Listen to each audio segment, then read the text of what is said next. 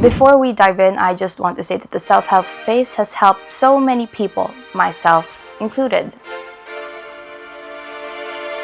And the problem I see in it isn't with the desire to improve, but with how sometimes information is misrepresented or misunderstood, leading to a potential domino effect. It reminds me of this one quote from a TED video that quite literally changed my brain chemistry. It's not always easy to be both interesting and accurate, but it's better than being exciting and wrong. There are certainly videos that toss around terms like dopamine or neuroscience or detox to sell you an energy or a mindset. Some even drop big names and appeal to authority to back up their claims. And while there's nothing wrong with making content clickable and engaging, since that's generally what us creators need to incorporate in our content to grow, the same creators also have the responsibility to fact-check whatever they put out, may it be a randomized controlled trial or something that presented itself in a dream. I know I won't show a montage of other fellow creators because, again, it's not them, but rather the movement of anti-intellectualist faith being sold to unsuspecting minds for a quick buck. I will, however, show you some examples as we go through this video, and sometimes there's also a digital product at the bottom. Not this one though. What are numbers if not converted to sales, right? So maybe there's a common clippy prompt at the description or a link in bio offer that commodifies the content, which is perfectly fine for creators with an entrepreneurial side, but that's just where the potential misuse could come with the intentional spread of information. It's from a shared desire for growth, all under capitalism! We then risk something bigger than propagating bad information. We risk slowly and gradually eroding trust in authorities like science or any body of widely accepted facts in the meantime because it's easy. And also because science can revise itself as new evidence emerges, these demonstrations of change can make science itself look arbitrary, as if nothing is made of solid fact. That in turn divides the very communities that self-help is meant to empower, and we are at most times none the wiser. So where does that leave us? How do we push back against anti-intellectualism in the wellness sphere, and how can we do better?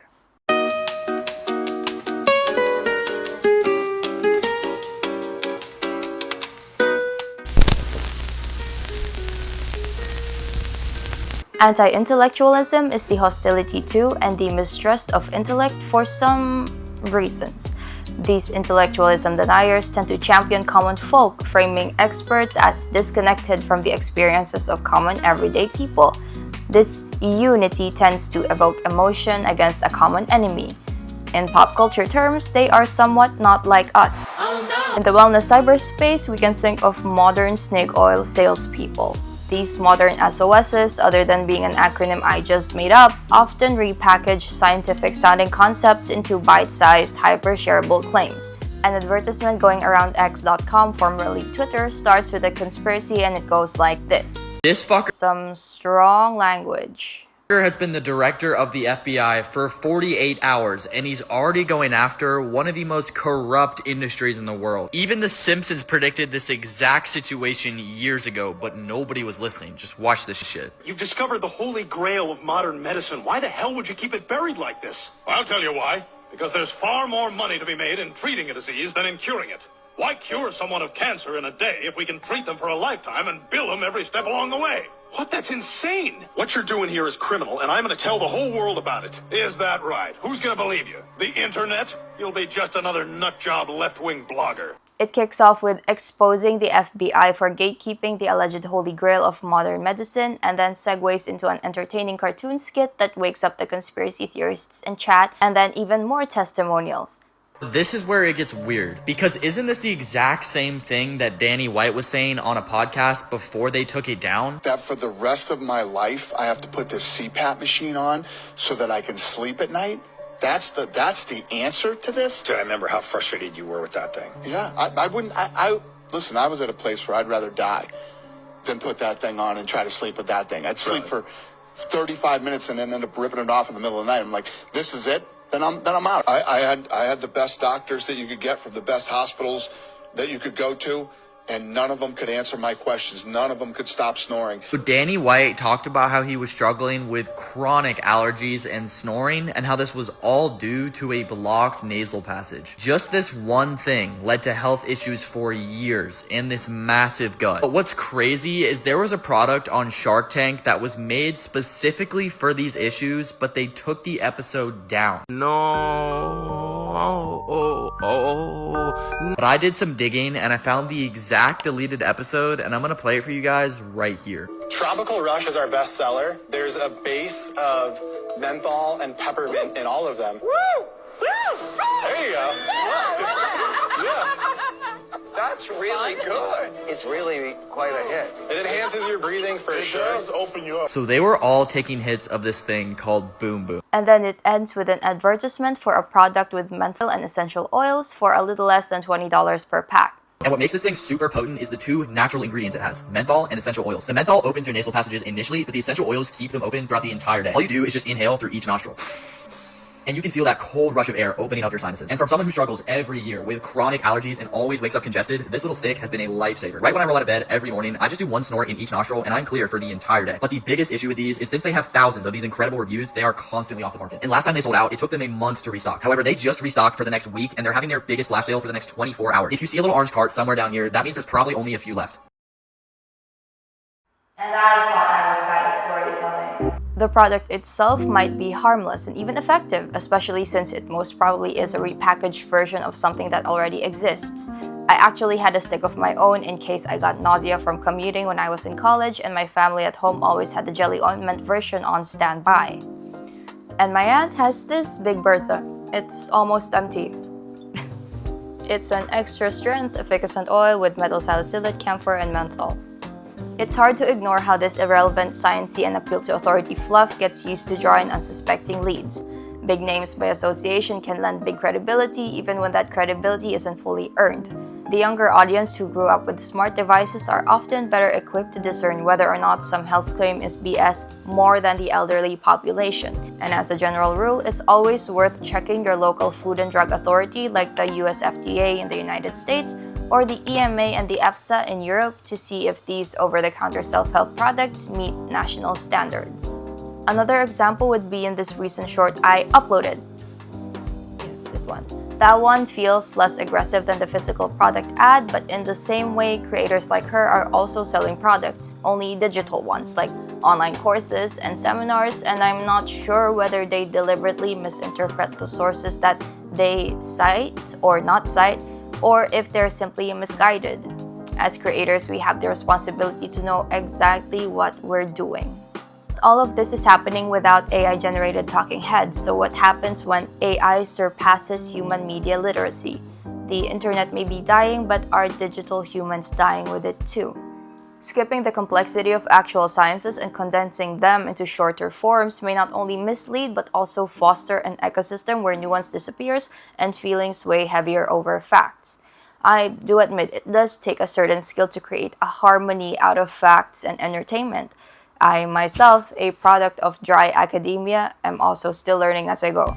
The challenge lies in being able to communicate your message properly, and that dilemma is almost exactly where anti-intellectualism intersects with science communication in the cyberspace. The more the content is simplified for mass appeal, the easier it is for creators to just cherry-pick science or mistakenly misinterpret it, or genuinely misinterpret it. Strip it of nuance and then present it as gospel, consequentially undermining trust in legitimate expertise of the current times. See what I did there? There's actually a game that you can play online right now, and it's inspired by the fact that truth is stranger than fiction. It's also where I've been getting the screenshots.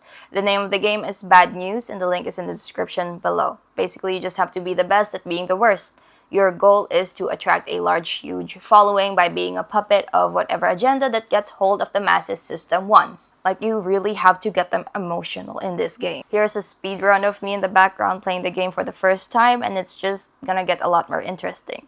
The runtime is maybe around 20 minutes. Like it really depends if you wanna read and learn and yeah, really rich stuff. You'll figure it out just like you figure out other video games.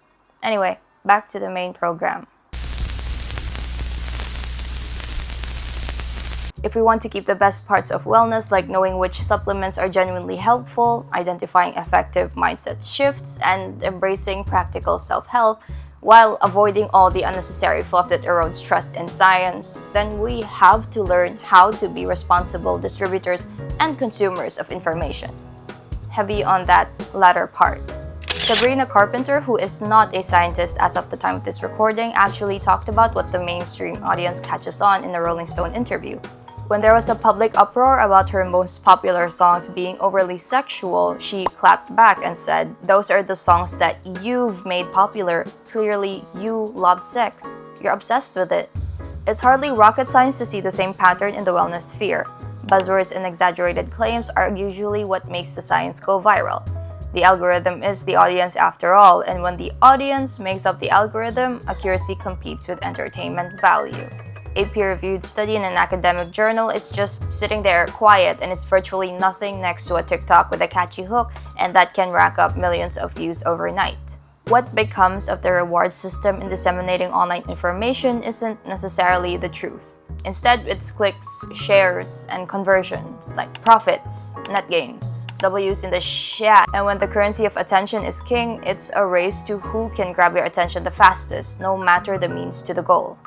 Information is everywhere, and it's easy to get swept away in the tide or even drown in it. Like everyone wants a piece of attention in our very human minds, and it's free real estate.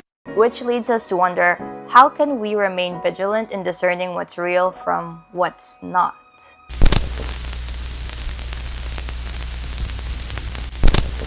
A 2020 study published in the Proceedings of the National Academy of Sciences assessed the effectiveness of an intervention modeled closely on the world's largest media literacy campaign, which provided tips on how to spot false news to people in 14 countries.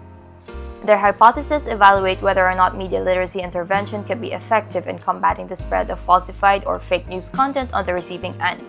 The short answer to that hypothesis is that it does. But what interventions were effective, and could we use them as some sort of guide for being resilient to the death of the internet in general? The researchers utilized a guide posted by one popular social media platform that in a lot of digitally populous countries is a cesspool of fake news in itself, Facebook. Titled Tips to Spot False News, it was propagated into both the digital space and traditional media like newspaper adverts across several countries. It made its way to being the most disseminated digital literacy intervention conducted to date. So this obviously isn't a new problem by any means, and it's just almost shocking that despite future generations having even greater access to digital media, media literacy doesn't come with it. It's still in the trenches. Anyway, for the US population of their study, there were 10 primary tips spread verbatim across social media, and then for the Indian population, only 6 made its way to dissemination through both Facebook and WhatsApp. To test the idea, they gave these strategies or tips to the experimental group. You can pause if you want to take a closer look, and the researchers let the participants practice using them with the help of graded question and answer prompts so they could eventually learn through practice in the hopes of spotting fake news. Meanwhile, the control group didn't get any exposure to this information at all.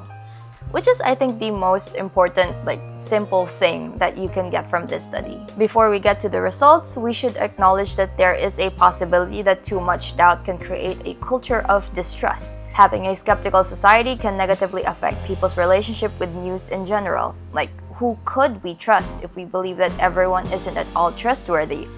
It's giving paranoid behavior. The results show that having even brief media literacy interventions that are readily available and can be consumed at face value can improve discernment.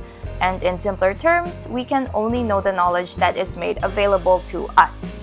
And when knowledge is only a few clicks away, perhaps the real challenge isn't merely access anymore. It's developing the skill to discern left or right. As the saying goes, I can explain it to you, but I can't understand it for you. Or in pop culture terms, Do you have any kids? Yes, I have one daughter. How about you? How many baby daddies do you have, if you don't mind me asking? knowledge is only as useful as our ability to understand it, as supported by the findings from the study's third world rural population And hopefully this video serves as a reminder of just that. So, what do you think? My unorthodox opinion is that we should bring back shame. Shame! Shame those who litter shared spaces with actions that come before thought, and that we should likewise allow ourselves to feel shame itself as some sort of moral pause. Big words coming from a girl with one brain, so... and secondly, if we want better information online, we have to reward accuracy as much as or even more than we reward entertainment. We are the algorithm after all, so we make the normal bell curve just as much as we make what's popular. Bottom line is, make the effort. Time is ultimately a privilege, so the real question is, would you rather just waste away with the rest of the internet or start being more mindful of what you put out or what you consume? After all, you are what you eat. Take care and be well. Bye.